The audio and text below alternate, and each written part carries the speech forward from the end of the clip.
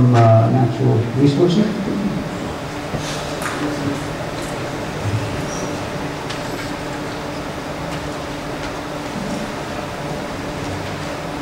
So the GIS group at DNR Wildlife is currently a little understaffed, so I got to come to this conference. A disclaimer, I'm not a GIS professional, rather I'm a professional natural scientist who use GIS every day.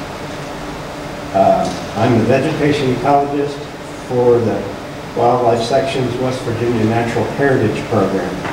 We are the authoritative source for information on the distribution and status of rare plants and animals in natural communities in West Virginia. We've compiled this information from field surveys, literature sources, museum collections, and other reliable sources. We were one of the first programs of our kind in the world.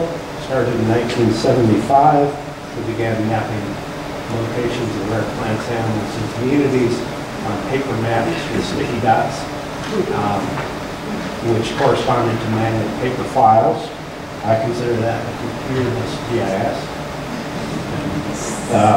We moved on to this highly advanced system which utilizes ArcView 3.3, which is linked to an Oracle database.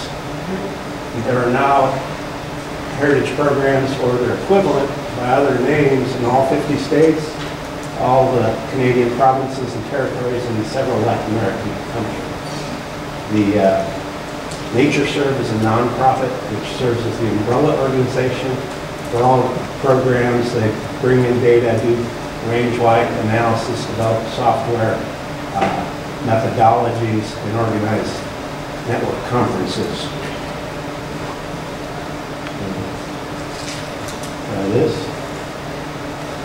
Just to put a face on things, here's a few of the West Virginia characters that we track, including the Appalachian cottontail, the grass pink orchid, the three-tooth, flex-fired three-tooth land snail, and high-elevation red oak forests. I'm the vegetation ecologist, so my purview is natural communities. We use vegetation to classify these communities, but they serve as habitat for species in all kingdoms. In addition to tracking locations, we also establish conservation status ranks on all of the elements, animals, plants, and communities. And we also establish viability ranks for each occurrence.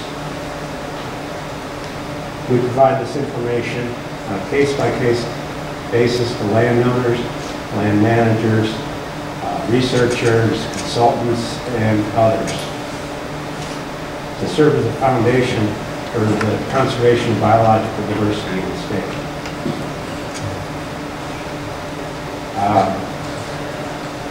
This is just an example of a web service that we host.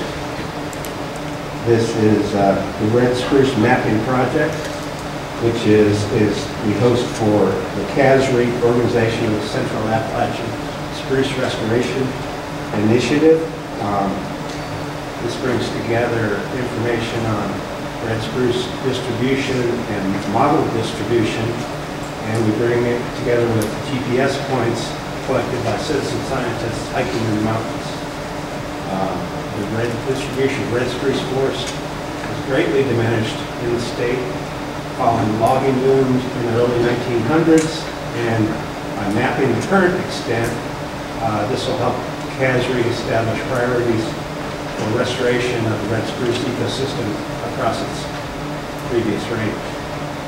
So those are just a couple of examples of things we're doing in GIS, not meant to be a total overview of everything our program does.